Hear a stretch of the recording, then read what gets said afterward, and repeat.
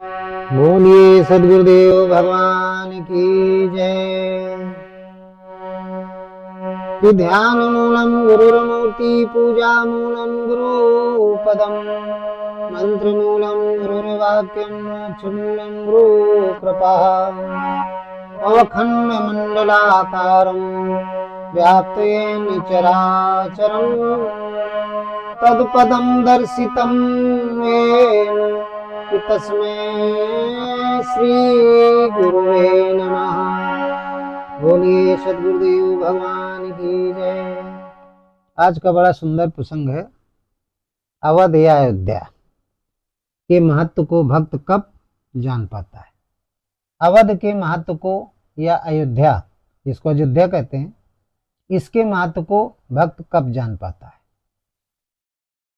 तो आप कहेंगे अयोध्या के महत्व को कब जान पाता है, साधक कब जान पाता है अयोध्या का महत्व क्या है, अयोध्या क्या है, लोग क्यों जाते हैं अयोध्या, महत्व क्या है, क्या लाभ है, क्या मिलता है। ये आज की प्रसंग का भावार्थ है। ये प्रसंग 13 है उत्तरकांड का प्रसंग 13 है। अवध या अयोध्या के महत्व को भक्त कब जान पाता है, ये प्रसंग है।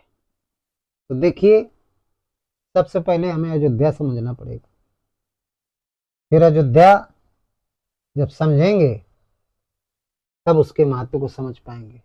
तो अयोध्या को पहले हम आपको समझाएंगे। एक तो अयोध्या फैजाबाद की है, और अयोध्या कौन है। तमाम संत, भागवताचार्य, व्यासपीठ के वक्ता बोल जाते हैं कि सत्यलोक में एक अयोध्या है, गोलोक में एक अयोध्या है। लेकिन हम आपको बताएंगे अयोध्या बहुत दूर नहीं, बहुत पास है।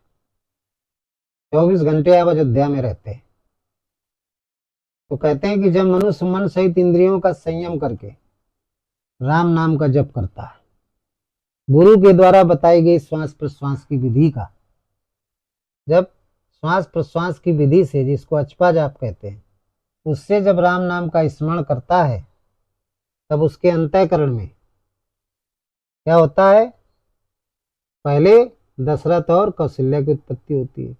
जब मन सहित इंद्रियों का संयम कर लेता है, संसार से हटा करके मन उन इंद्रियों को हृदय स्थित राम पर लगा देता है, तो दशरथ की उत्पत्ति हो जाती है।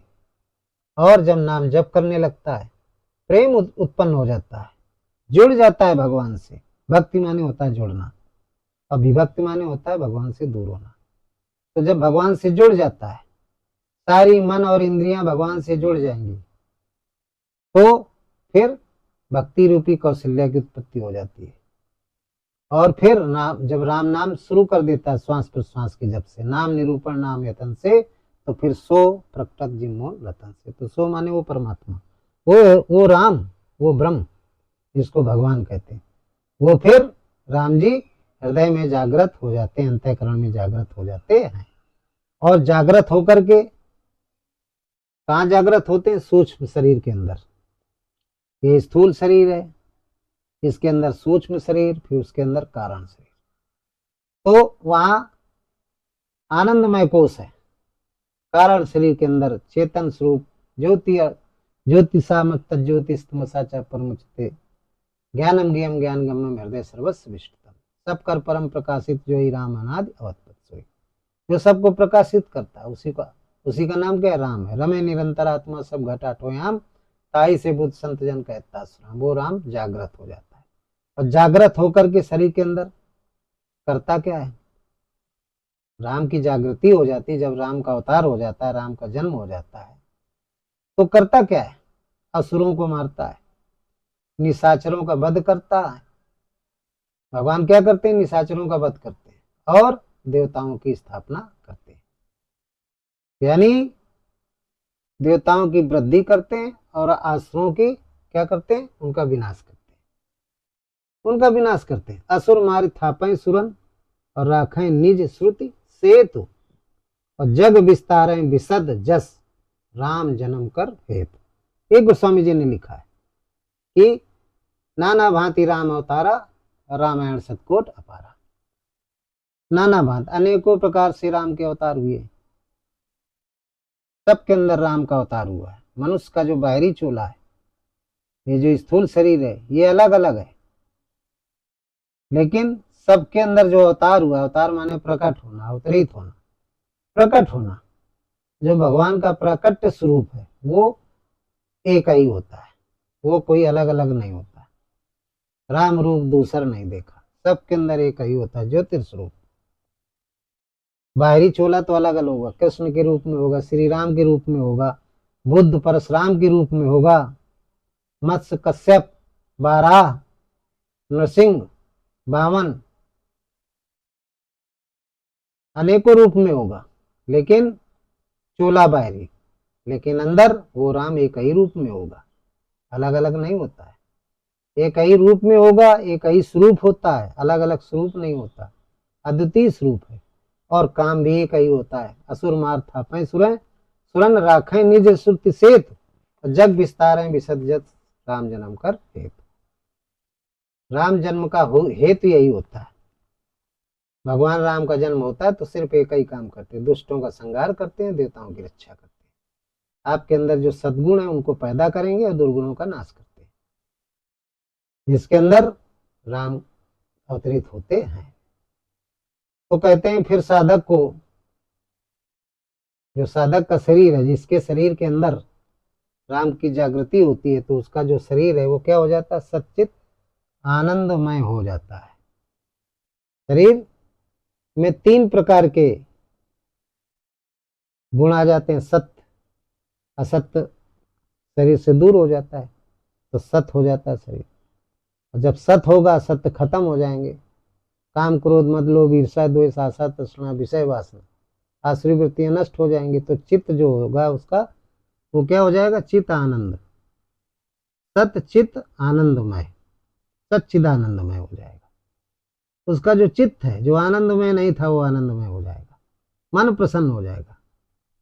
शरीर से असद विचार आसुरी संपत्ति सब नष्ट हो जाती है, नष्ट होने से सत की उत्पत्ति हो जाएगी और अंतःकरण में चित्त आनंदमय हो जाता है।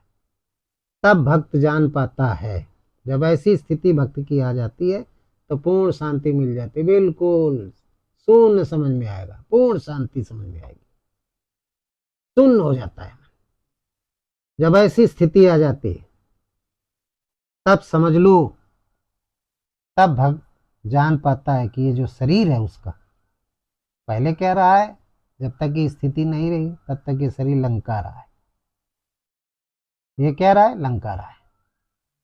और जब ये स्थिति आ गई सच्चित आनंदमय की, तो फिर ये शरीर क्या हो जाता है, अवध हो जाता है, अयोध्या हो जाता है, अयोध्या बन जाता है। तब वो जान पाता है कि हमारा शरीर अवध हो गया। तो कहते हैं जीव कब जान पाता है, तब कहता है जीव कि अब जाना मैं अवध प्रभाव, अब जाना मैं अवध प्रभाव। और जब निगमागम पुराण सुधाव, अब जाना मैं अवध प्रभाव, निगमागम पुराण सुधावा। ये निगमागम पुराण वेद शास्त्रों सब में ये लिखा हुआ, तभी भक्त जान पाता है। और क्या कहते हैं कि अवध प्रभाव जान तब प्राणी, और जब उरे बसही राम धन पानी। अवध प्रभाव कब जान पाता है प्राणी, जान तब प्राणी, कब जान पाता है कि जब उरे बसही राम धन पानी। जब धनुषधारी श्री राम जी, हृदय स्थित राम जब हृदय में जागृत हो जाते हैं, तब जीव जान पाता है कि ये जो शरीर है, स्थूल शरीर, ये अवध हो गया है, ये अवध हो गया है। तब वो जान पाता है कि ये हमारा शरीर क्या हो गया, लंका से अवध हो गया। क्यों? उस समय उसकी स्थिति क्या होती, परमानंद सच्चित आनंद में हो जाता है वो। तो उसी को राम का अवतार या प्रकट होना कहते हैं। प्रकट होकर शरीर रूपी अवध के माध्यम से संसार को वो मानव, वो पुरुष, वो भक्त, वो तत्वदर्शी गुरु संसार को प्रकाशित करने लगता है। कैसी स्थिति वाला हो जाता है? राम की स्थिति वाला होता है। जो जाने सो देव जनाई, जाना तुम्हें तुम्हें हो जाए, राम स्वरूप हो जाता है। और जब राम स्वरूप हो गया तो सब कर परम प्रकाशित जोई, राम यनादि अवधपत सोई, वही श्री राम हो जाता है। श्री राम जी ने यही तो किया। उनके अंदर वो जो ज्योतिर्स्वरूप परमात्मा जब प्रकट हो गया तो उन्होंने सारे संसार को प्रकाशित करना शुरू किया, सारे संसार के अधर्म को नष्ट करना शुरू किया। यही काम श्री कृष्ण ने किया था। उन्होंने भी यही काम किया था, धर्म का नाश किया था, धर्म की स्थापना की थी। तो यही काम करते हैं जितने भी अवतार हुए, शतकोटि अवतार हुए राम के, सबने एक ही काम किया। असुर मार थापे सुरन राखें निज श्रुति सेतु, और जग विस्तारें विशद जस राम जन्म कर हेतु। और स्थिति ये तभी होता है तो भगवान प्रकट होकर के ये काम करते हैं, अधर्म का नाश करते हैं और धर्म की स्थापना करते हैं। यही काम करते हैं जितने भी वे बुद्ध हुए, जितने भी ब्रह्मा विष्णु महेश की स्थिति में जितने भी हुए, सब यही काम करते हैं। फिर उस मानव का शरीर जो लंका से अयोध्या अवध हो गया, फिर वो अपने ज्ञान के माध्यम से संसार के टेढ़े मनों को सीधा करता है, वो तत्वदर्शी सदगुरु हो जाता है। तो फिर उसका काम क्या होता है? जिसके अंदर ब्रह्मा की स्थिति हो गई, भगवान की जागृति जब होती है तो पहले ब्रह्मा की जागृति होती है, प्रथम शक्ति, उसका आभास। उपद्रष्टा रूप में तो सबके अंतःकरण में वो परमात्मा निवास करता है। जब नाम का जप करता है तो हनुमंता हो जाता है। तो उपद्रष्टा चानमंता हनुमंता हो गया। फिर भर्ता भोक्ता महेश्वरा। भर्ता माने ब्रह्मा की स्थिति। ब्रह्मा की स्थिति में आपके अंदर सद्गुण पैदा हो जाएंगे, अपार सरस्वती पैदा हो जाएगी, ज्ञान वैराग सदाचार सद् विवेक भाव सत्संग समदम तेज प्रज्ञा, जितने 33 कोटि देवता हैं सब जागृत हो जाएंगे। तो ज्ञान के प्रभाव से आप संसार को प्रकाशित करने लगेंगे। उस स्थिति पे आप बड़े संत होंगे। बुद्ध, महावीर, तुलसी, कबीर, सूरदास, मीरा, रैदास, इस तरीके की स्थिति वाले आप संत होंगे। लेकिन फिर और आपकी साधना आगे बढ़ी तो विष्णु की स्थिति हो जाएगी।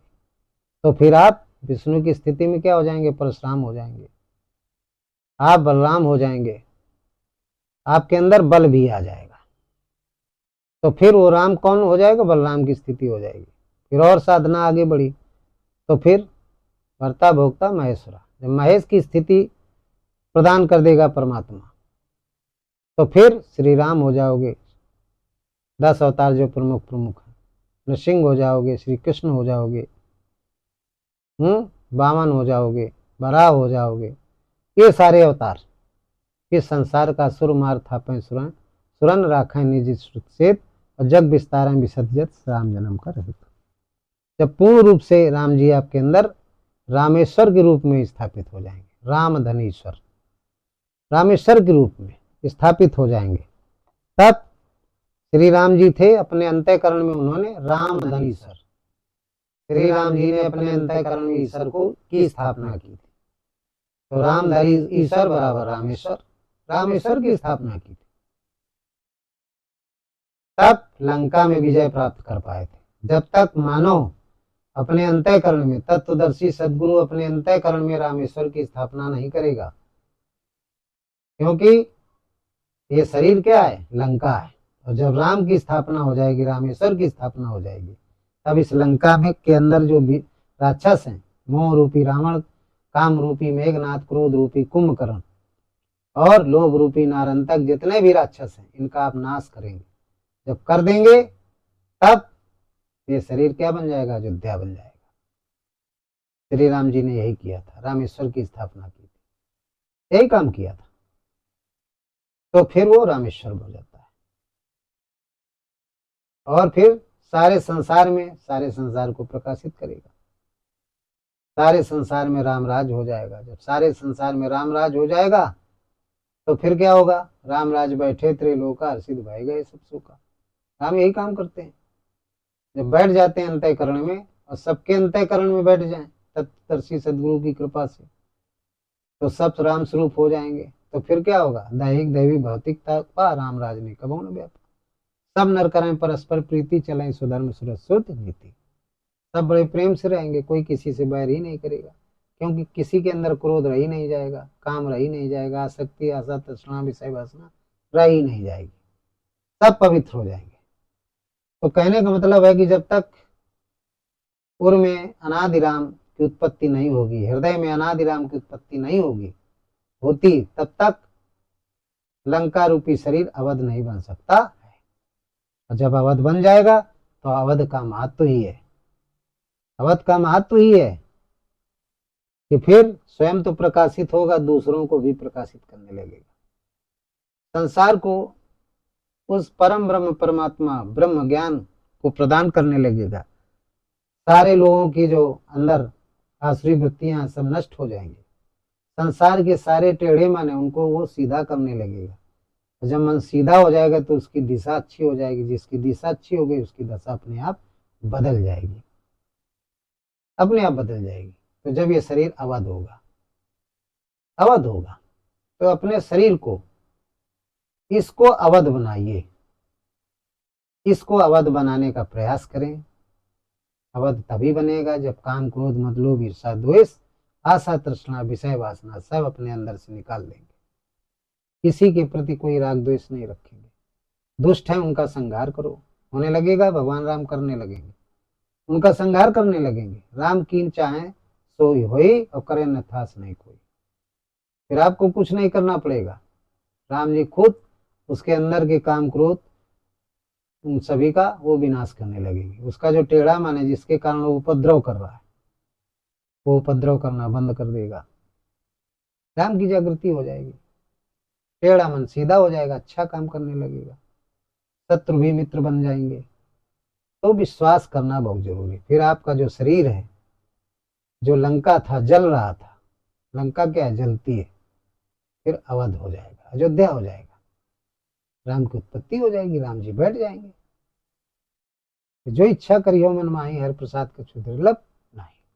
सब कुछ आपको मिलेगा, संतुष्टि हो जाएगी, सब कुछ आपको प्राप्त होने लगेगा। तो ये आज का सत्संग है, आप लोगों की बात समझ में आ गई होगी। इन्हीं शब्दों के साथ इस सत्संग को समाप्त करते हैं। सभी लोग राम का भजन करें। तो आप अपने शरीर को सब लोग अवध बनाएं। अवध बनाएंगे तो बड़ा महत्व है, बड़ी विशेषताएं हैं। जब शरीर अवध बन जाएगा तो बहुत लाभ मिलेंगे, मोक्ष मिलेगा, ऐश्वर्य मिलेगा, धन संपत्ति मिलेगी, पूर्ण शांति मिलेगी। स्वयं प्रसन्न होंगे, दूसरे भी प्रसन्न होंगे। जो आपकी संगत में आ जाएंगे वो भी प्रसन्न होंगे और जीवन का सही अर्थ मिल जाएगा। बड़े भाग मानुष तन पावा, सुर दुर्लभ सदगुरु धन गावा, साधन धाम मोक्ष कर द्वारा, पाए न जई परलोक सवारा। ये तभी बन सकता है जब आप जानेंगे अपने आप को कि मैं कौन हूं। आप शरीर नहीं है, आप क्या है? आत्मा है। आप आत्मा है, शरीर नहीं है। यह नश्वर है लेकिन आप इसके अंदर बैठे।